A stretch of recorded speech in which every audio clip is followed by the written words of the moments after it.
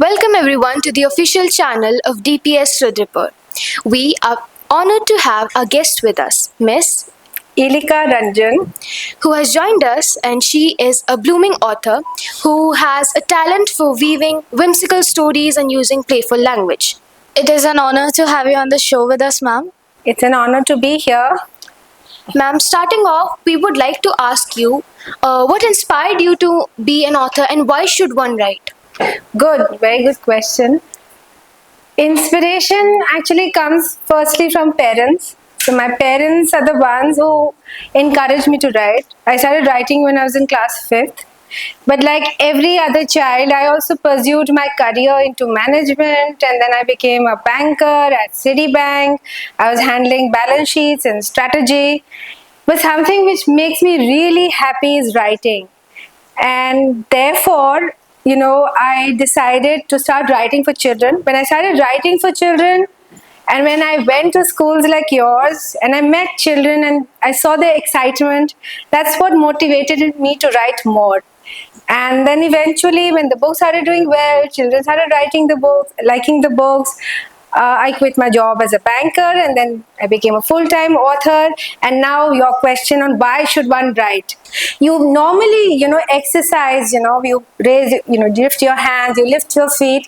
What do you do to exercise your brain? For exercising brain, one needs to be creative. And therefore, Einstein has also said that if you want your children to be intelligent, they should read fairy tales. And I'm adding to Einstein that if you want your children to become Tesla and Einstein of tomorrow, then make them write. They should write anything and everything, but they should write. And write beyond boundaries. Write beyond what is obvious. So that was very informative. Thank you, ma'am. Now over to Harsha. Hi, Harsha. Hello, ma'am. Do you think banking ever helped you write stories? Banking actually motivated me to write stories. So my first book was Puppet on the Fast Track, which was a real sarcasm on the banking system. And it kind of vented out all my anger towards, the dogmatic society and the stereotypes that exist. And once I was done with my anger, then I started writing for children because that's what motivated me. And I write for planets and stars and the universe. So I think even the thoughts are limitless as the universe. My stories are all about planet stars. That's wonderful, ma'am.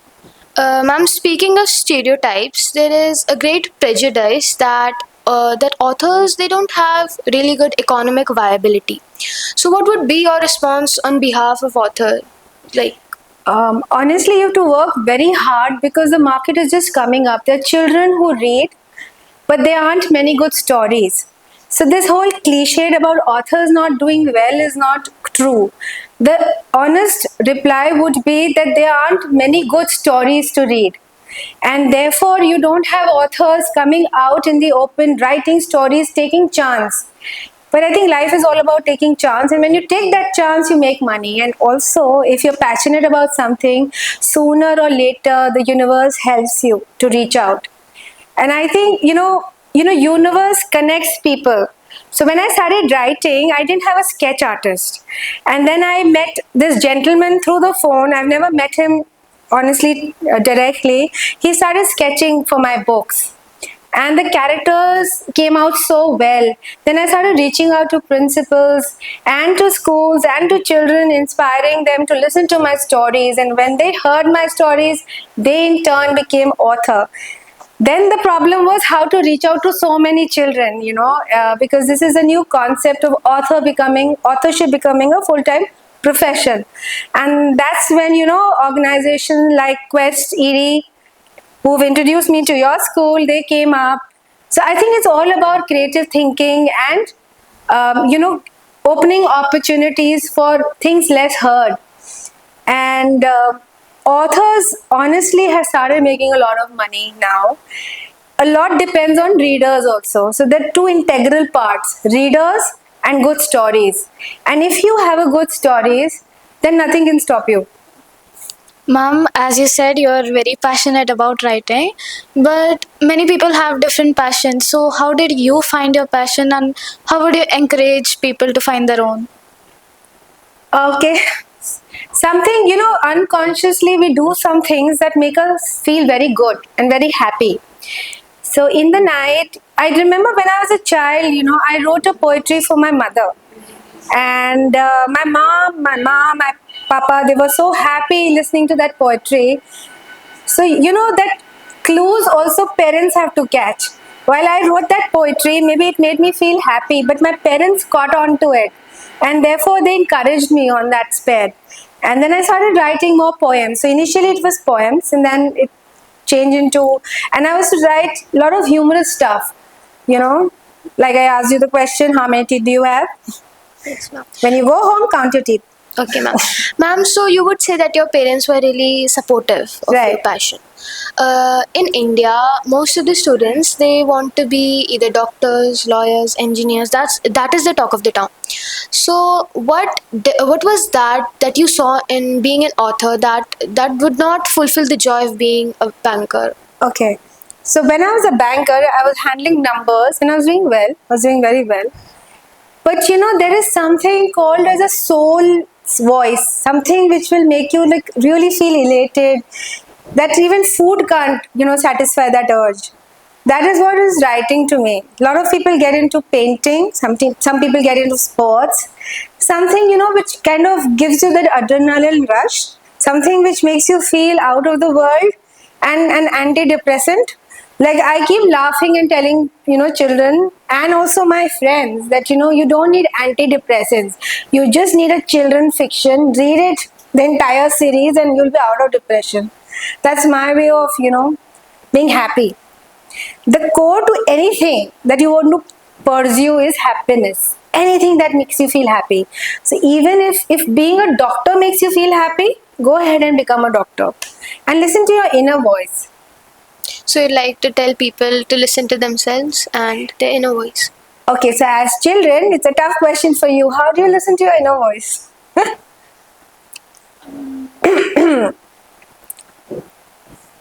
It's what something that tells us what to do, and we go accordingly.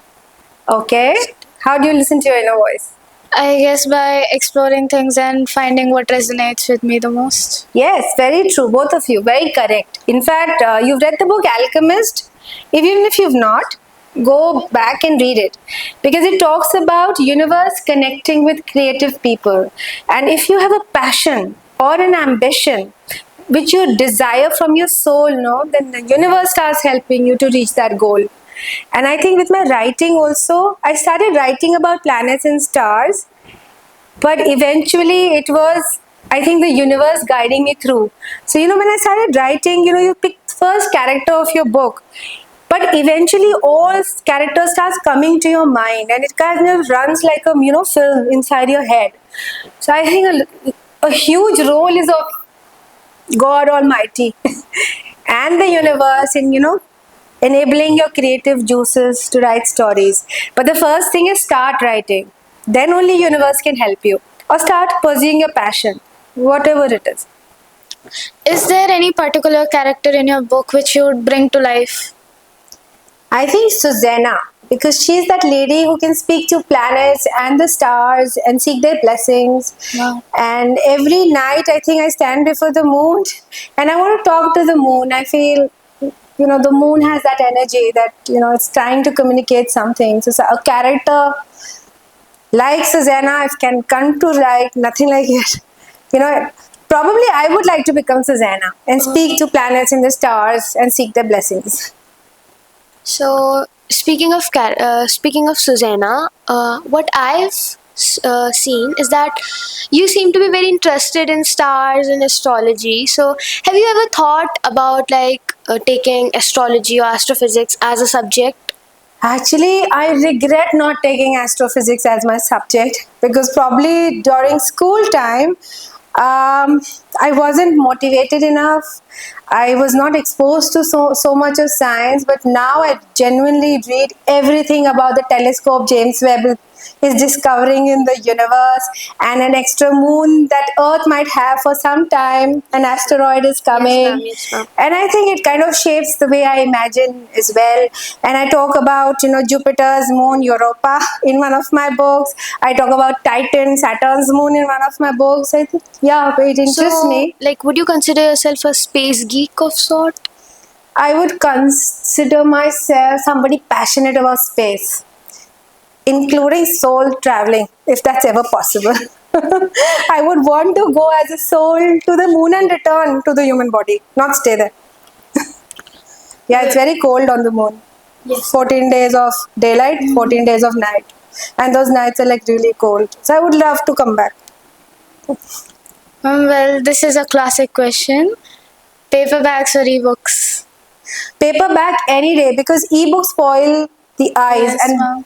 watching you two, no, wearing specs, eat lot of carrots and and read through paper books because the blue light in the electronic gadgets will affect the eyes. Any day paperback. Okay, so the thumb rule is you read a book, then you plant a tree. Because tomorrow when the tree grows up, it can be used for paper and then you can recycle and plant another tree. Because if you'll go on reading books and not planting trees, then soon there'll be no trees to print paper. So that is a good investment, as you might say. Right. So, ma'am, wrapping up, I would like to ask you a question that has bothered me ever since.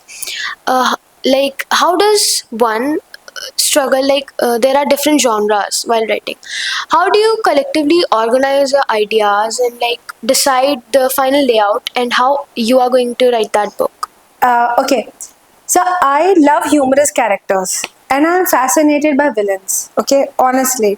So I start with the villain of the story. So my new book, which is coming, is Dirty Mr. Orlando and the Murky Trap.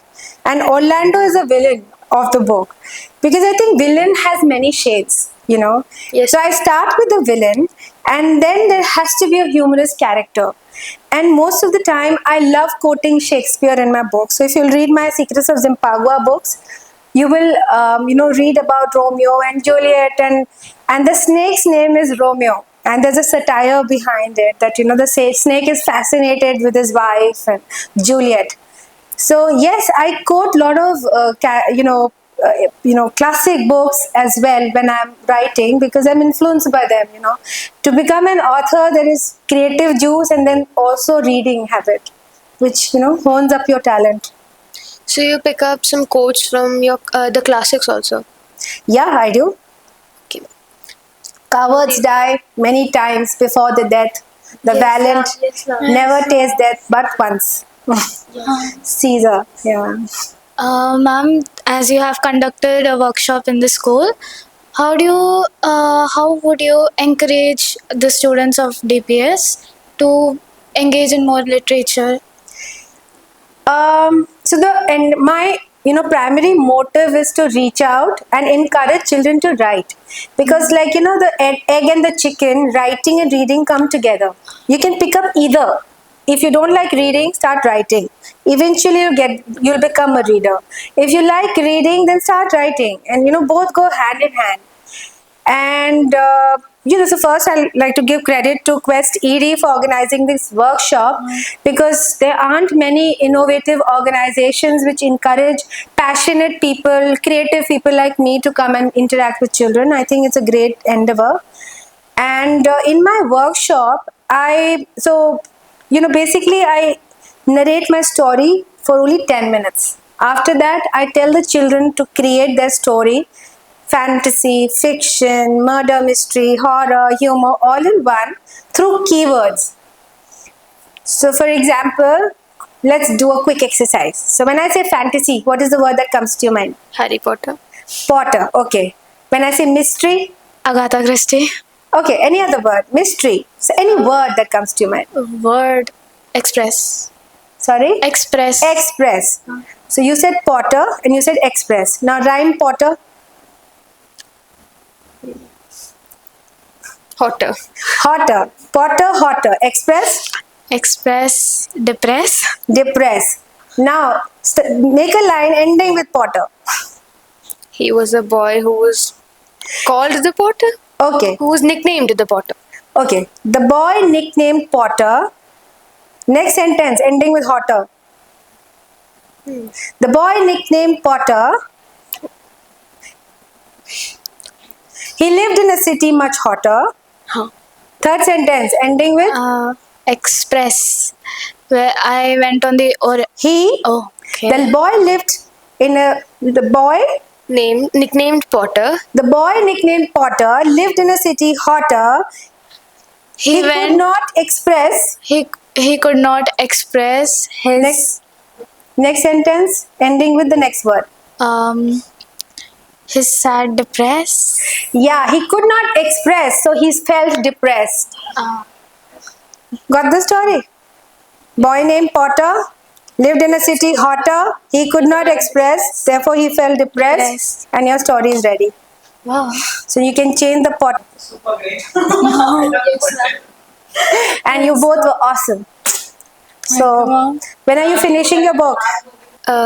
Lastly, I would like to ask you the question: how was your experience regarding DPS Rudrapur?